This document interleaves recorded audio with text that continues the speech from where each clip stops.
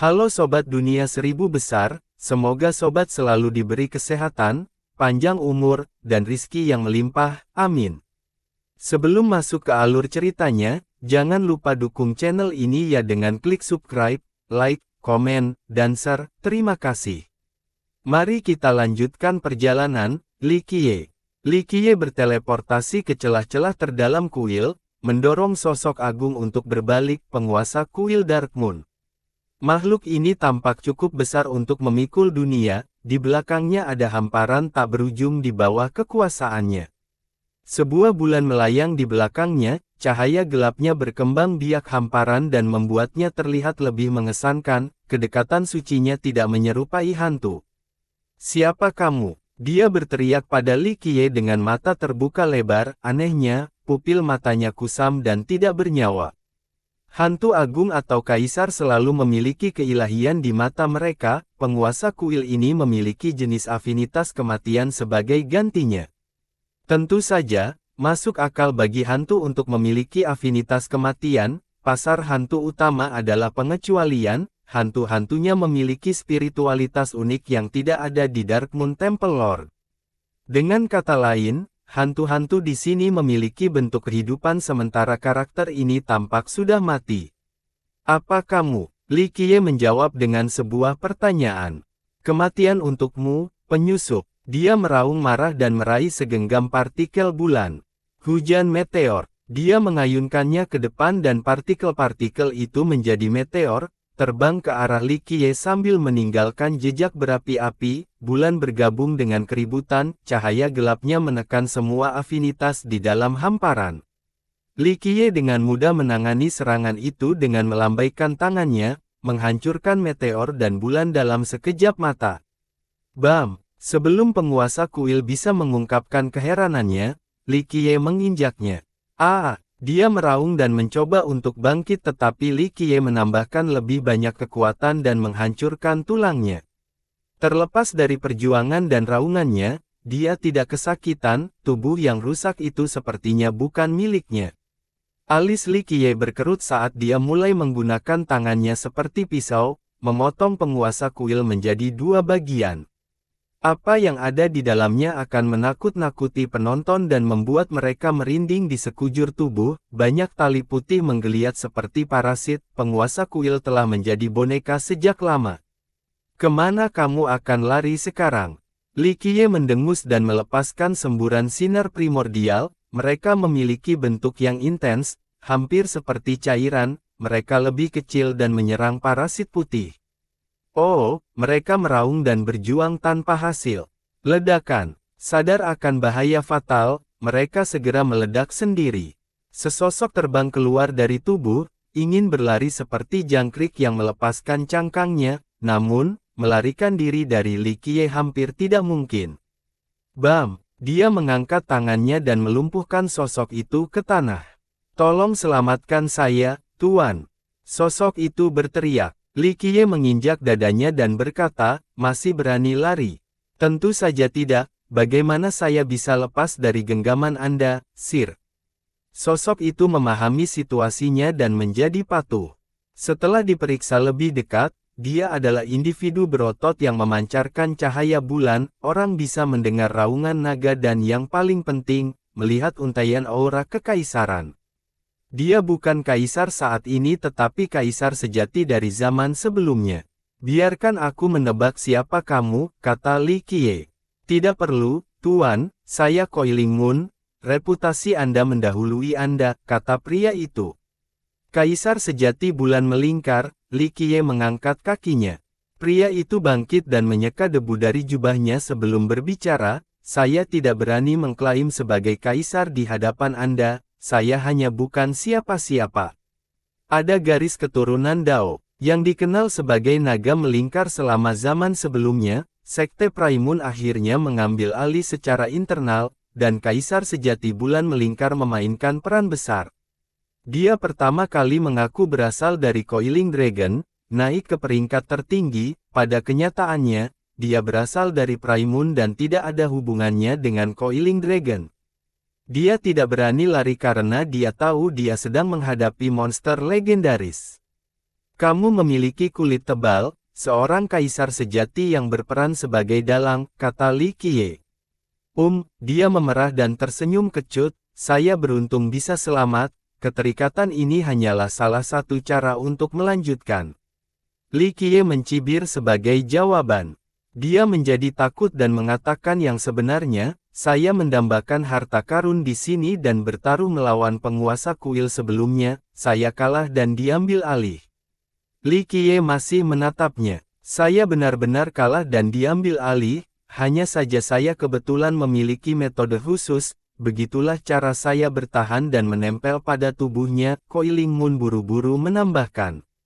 Jadi dia mengambil alih tetapi Andalah yang ada di sini, bagaimana Anda mendapatkan teknik ini? Aku tahu kamu tidak menciptakannya, kata Li Qiye. Saya, kaisar yang malu menundukkan kepalanya. Di mana kamu menemukannya? Li Qiye mengulangi. Saya menemukannya secara kebetulan, dia tersenyum kecut. Begitukah? Li Qiye melanjutkan. Ya, itu memang kebenaran, lututnya gemetar saat dia melambaikan tangannya. Di mana lokasinya? Kata Li Qiye. Saya tidak tahu bagaimana harus menanggapi, katanya. Jawab sesuka Anda, kata Li Qiye. Kita harus mulai dengan ekspedisi leluhur api.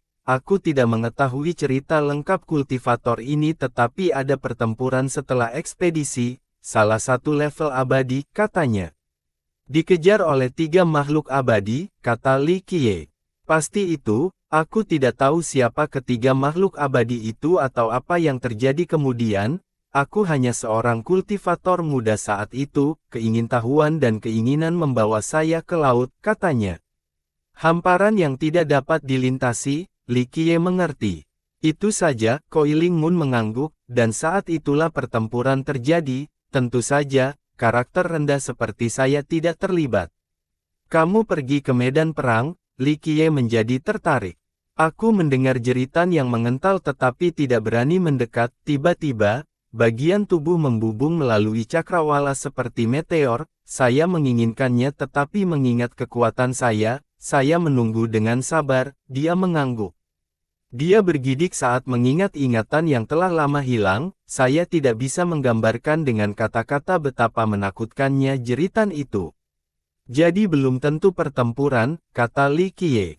Ketika keheningan mengambil alih, saya akhirnya berani mendekat, tidak ada apa-apa di sana, hanya beberapa benua yang rusak, katanya. Dan kamu menemukan sesuatu, kata Li Qiye. Ya, saya pikir itu tidak berharga saat itu, hanya tali putih yang aneh, jadi saya membawanya bersama saya, katanya.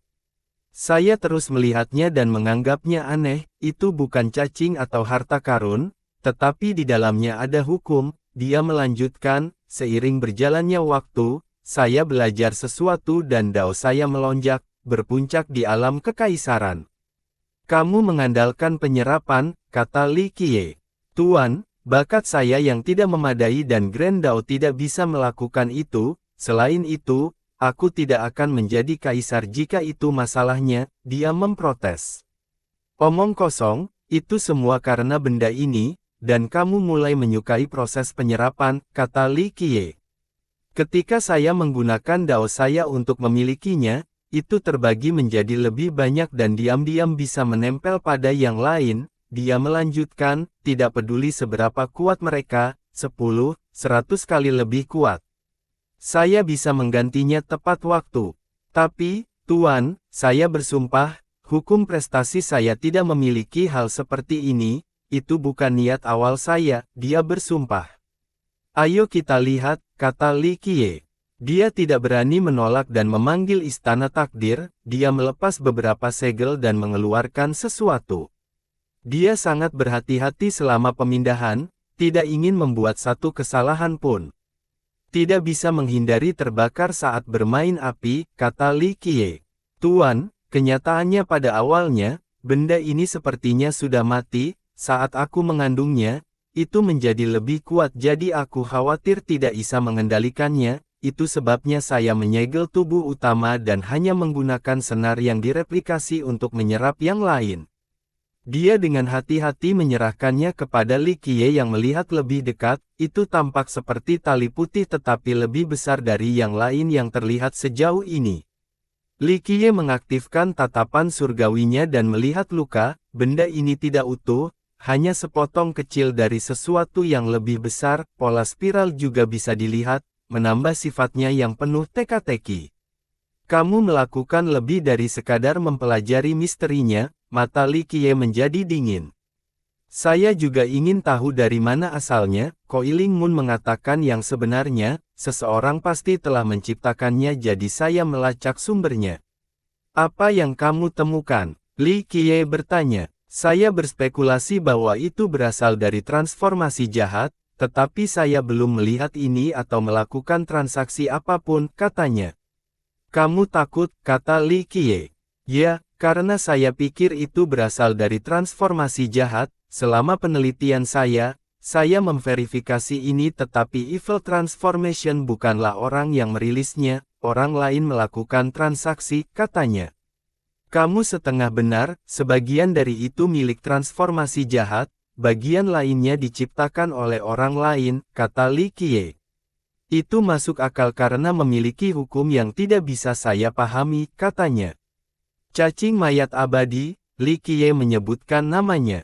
Jadi apakah itu parasit? Koiling Moon menatapnya dan menjadi takut.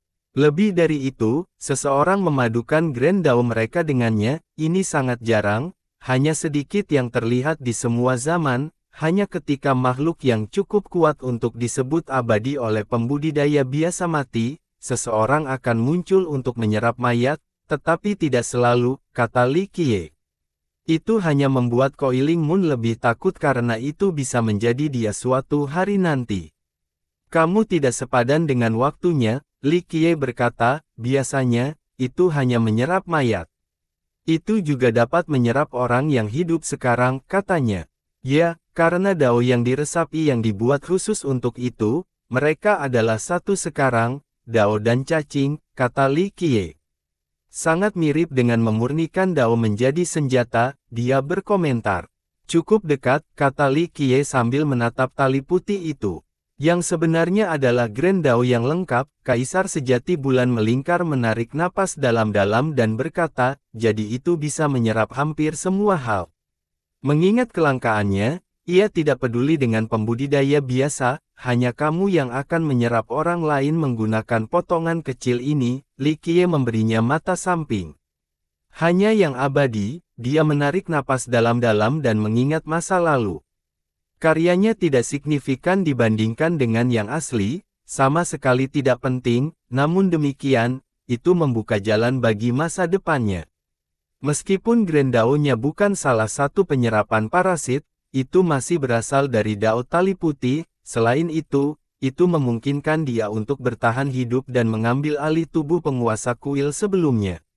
Dia membayangkan kemampuan cacing yang sebenarnya dikombinasikan dengan dao tertinggi dan mau tidak mau kewalahan. Seseorang menggunakannya sebagai parasit melawan makhluk abadi. Dia menjadi pucat. Tidak perlu terkejut, Anda menggunakannya untuk melawan hantu besar, orang lain menyempurnakannya dan menggunakannya untuk teror tertinggi, kata Li Qiye. Apakah cukup untuk melahap yang abadi? Dia bertanya. Pikirkan tentang kasusmu, kata Li Qiye. Aku belum pernah memakan siapapun, atau hantu sebelumnya, dia memerah dan tersenyum kecut, saya memang melahirkan barang-barang ini tetapi hanya menggunakannya untuk mengambil alih secara diam-diam, tidak ada penyerapan kekuatan, hanya boneka. Hanya cara lain untuk mengatakan parasit, kata Li Qiye. Yah, dia tidak memiliki tanggapan karena itu bukan masalah yang menyanjung, jika dunia mendengar hal ini, dia akan ditolak atau dianggap setan. Kamu hanya menyimpannya sebagai boneka karena kamu tidak bisa menggunakan senar putih untuk menyerap kekuatannya sepenuhnya, jika tidak, saya pikir kita berdua tahu jawabannya, kata Li Qiye. Dia terdiam. Ini masalah ketidakmampuan, bukan pilihan, Li Qiye melanjutkan. Setelah hening sejenak, dia berkata, Anda benar, Tuan, saya akan melakukannya jika saya bisa. Seseorang bisa, jadi mereka melakukannya, kata Li Qiye. Cacing yang diresapi Dao menyerap semua kekuatan abadi dan menyalurkannya ke tuannya. Dia pikir ini adalah keberadaan yang menakjubkan namun menakutkan. Pertanyaannya adalah, ketika kamu mengambil benda ini, apakah itu pertempuran antara tiga makhluk abadi dan teror tertinggi lainnya atau sesuatu yang lain? Li Qiye bertanya. Saya yakin ada yang abadi di sini, dia berkata dengan ketidakpastian. Ya, proses penyerapan sedang berlangsung sebelum terganggu. Li Qiye melirik tali kecil di tangannya. Siapa itu? Dia berpikir dengan hati-hati dan itu mungkin bukan pertempuran melainkan rahasia yang seharusnya tidak terlihat. Transformasi jahat dan tanah iblis adalah dua kandidat yang paling mungkin memiliki cacing mayat abadi. Li Qiye berkata, sepertinya ada pertukaran. Aku sampai pada kesimpulan yang sama jadi aku pergi ke sana, Soul Castleland, dia berkata, tapi bagaimana seseorang melakukan transaksi di Soul Castleland sebelumnya atau pasar hantu utama saat ini dan pergi. Semakin besar transaksi, semakin besar lamanya penjara, penebusan seharusnya tidak mungkin. Sebuah celah, Li Qiye berkata, Bai Hui memang menyalin seseorang saat itu. Keberadaan yang pergi dengan cacing, pasti sangat kuat dan cerdas, dia berkata, tidak ada yang tahu identitas orang ini, itu pasti. Kita lihat saja, Li Qiye tersenyum dan memanggil hukum primordial yang melilit potongan kecil itu. Ruang dan waktu bergetar saat hukum primordialnya menganalisis hukum Dao cacing, sepenuhnya menghilangkannya. Setelah selesai, cacing itu ditemukan terbuat dari dua bagian terpisah, tali putih bersih dan satu lagi penuh dengan keilahian dan Grand Dao. Yang pertama adalah cacing itu sendiri sementara yang lainnya adalah Dao yang dibuat khusus untuknya, fusi itu hampir sempurna dan tidak terlihat. Saya mengerti, dia mengerti bagaimana dia bisa belajar dari cacing dan menjadi seorang kaisar. Lacak, Li Qiye berteriak dan memeriksa Grand Dao yang dihapus, melakukan pembalikan temporal. Hukum Dao hancur, meninggalkan rune yang tidak dapat dipahami dalam bentuknya yang paling primal. Konsolidasi. Li Qiye selesai memperoleh rune dan memahami asal-usul, karma, dan misterinya. Pop, rune bersatu untuk membentuk sosok pencipta Dao. Itu dia. Coiling Moon berteriak heran sambil terhuyung-huyung mundur, tidak dapat menerima kenyataan ini. Dia menciptakannya, dia gemetar sambil bergumam. Pop, Li Qiye melambaikan tangannya dan rune berubah menjadi abu. Memang celah, bukan hanya leluhur api, kata Li Qiye. Dan tiga, makhluk abadi. Dia bertanya, Primun mengambil alih Coiling Dragon sangat mengejutkan, tapi itu tidak ada apa-apanya dibandingkan dengan ini, orang lain melakukan sesuatu yang mirip dengan semua Three Immortals. Kebaikan mereka menyebabkan kejatuhan mereka, bukan kepada orang luar tetapi untuk mereka sendiri, kata Li Qiye. Dia tidak berani menanggapi karena beratnya situasi. Setelah beberapa saat, dia bergumam, jadi itu bukan pertempuran antara makhluk abadi yang saya lihat, tetapi penyerapan. Kamu mengambil alih sarang seseorang, sementara yang sebenarnya adalah mengambil segalanya, kata Li Qiye. Ini seperti ular yang menelan gajah, dia bergumam. Li Qiye tidak mengatakan apa-apa sambil menatap cakrawala. Tuan, bolehkah saya pergi sekarang? Akhirnya, dia menggosok telapak tangannya dan bertanya dengan senyum canggung. Li Qiye kembali menatapnya dan berkata, wow, pengambil alihan yang sukses. Bukankah kita bilang aku hanya berpegang teguh pada kehidupan tersayang setelah kalah taruhan, dia melambaikan tangannya. Tidak, saya melihat pengambil alihan total. Li Qiye menyela dan mengangkat tangannya, menyulap segel hantu di mayat penguasa kuil. Tidak, dia berteriak ngeri tapi sudah terlambat, segel bulan sabit juga muncul padanya. Asap terpancar di sekelilingnya saat vitalitasnya, nasib sejati, dan segala sesuatu yang lain menyatu dengan kuil Dark Moon. Teriakannya bergema selama proses tersebut, pada akhirnya, dia jatuh lemah ke tanah. Selamat. Sekarang kamu adalah penguasa kuil Dark Moon yang sebenarnya, kamu telah mendapatkan keinginanmu, Li Qiye berkata sambil tersenyum. Dia tampak seperti berada di pemakaman tetapi masih harus memaksakan senyum. Tuan, saya tidak pernah ingin menjadi hantu. Anda tidak mungkin cukup serakah untuk berpikir untuk melarikan diri tanpa cedera. Selain itu, ini bukan pertama kalinya kamu melakukan hal seperti ini. Kamu akhirnya mendapatkan apa yang kamu inginkan, kata Li Qiye. Saya ingin meninggalkan pasar hantu utama, dia mengeluh. Ini adalah karma. Sekarang dengan pengambil alihan yang berhasil, lakukan yang terbaik untuk menjadi hantu yang baik di kuil ini. Mungkin Anda akan hidup lebih lama, bukan hal yang buruk sama sekali. Li Qiye mengangkat bahu. Apa gunanya hidup lebih lama saat di penjara di sini? Dia berpikir untuk bunuh diri, berubah dari seorang kaisar menjadi hantu. Kalau begitu, haruskah aku mengirimmu pergi? Li Qiye berkata, perjalanan cepat ke siklus reinkarnasi. Tunggu, dia segera menjawab, terima kasih atas saran baik hatimu, Tuan, tetapi lebih baik hidup dengan menyedihkan daripada mati dengan cepat. Keinginan awalnya adalah mengambil apa yang dia inginkan dari kuil dan pergi, itu berakhir dengan dia menjadi dalang tetapi dia masih hidup. Sekarang, Li Qiye mengubahnya menjadi hantu besar untuk mewarisi kuil, sayangnya, ini masih lebih baik daripada mati. Enlao dan Kaisar Yang Rune menatap Dark Moon Heaven Touch Life Grass, tujuan mereka untuk perjalanan ini. Yang Rune meraihnya terlebih dahulu tetapi orang lain menjatuhkan tangannya, menyebabkan dia terhuyung-huyung mundur. Hukum akhir, matanya berbinar dengan niat membunuh. Aku juga menginginkannya, rekan Taois. Enlao menghalangi jalannya. Semua untuk dirimu sendiri. Yang Rune memanggil pohon animanya yang megah, ketika seorang kaisar puncak mengerahkan semua kekuatannya, gelombang kejut bisa menenggelamkan dunia. Kami akan melihat apakah kamu bisa menghentikanku, kata Enlao. Meskipun Enlao tidak memiliki umur tersisa, kutukannya agak tangguh. Yang Rune ditakuti selama kondisi primanya, apalagi memperhitungkan luka-lukanya saat ini. Pembudidaya dan hantu menonton dengan napas tertahan, sangat ingin melihat pertarungan di antara mereka.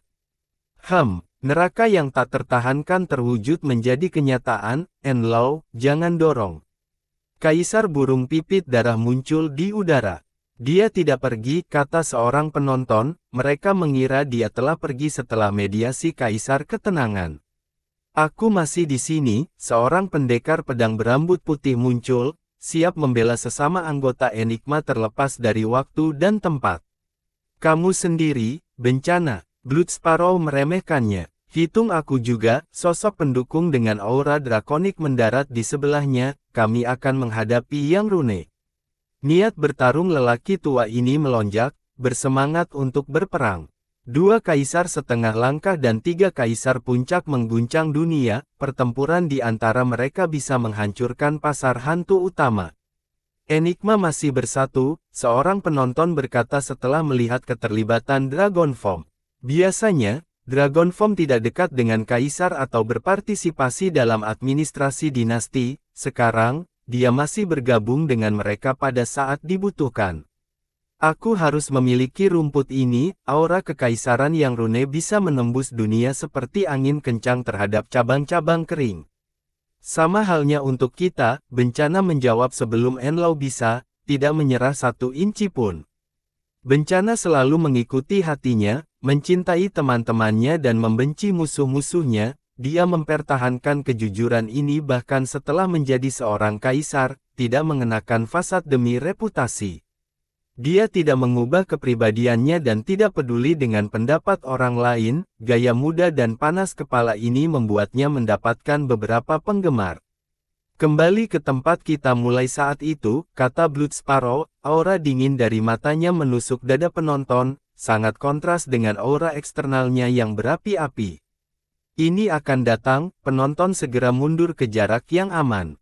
Sampai mati, kami tidak takut dengan dinasti Anda, kata bencana.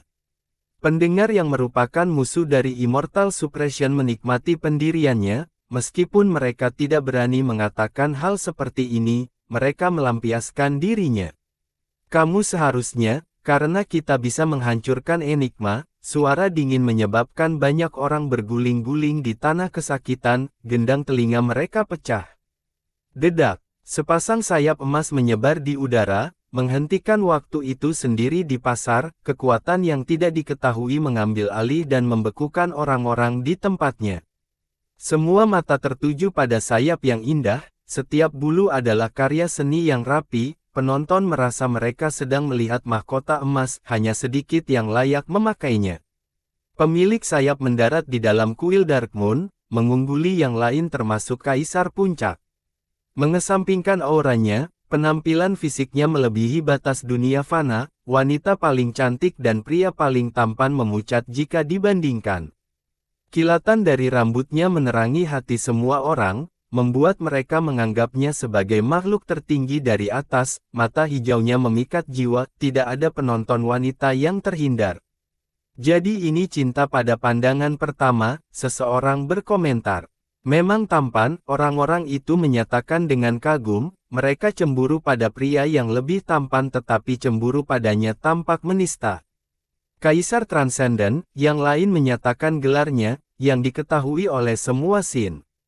Penampilannya saja mengguncang mereka sampai ke intinya, apalagi ketenaran dan reputasinya. Jadi dia adalah Kaisar Transcendent, mereka yang membenci penindasan abadi menundukkan kepala, tidak bisa menatapnya secara langsung. Dia adalah Kaisar peringkat kedua dalam penindasan abadi hanya di belakang Kaisar Ketenangan, namun, dia adalah yang termuda. Bersambung.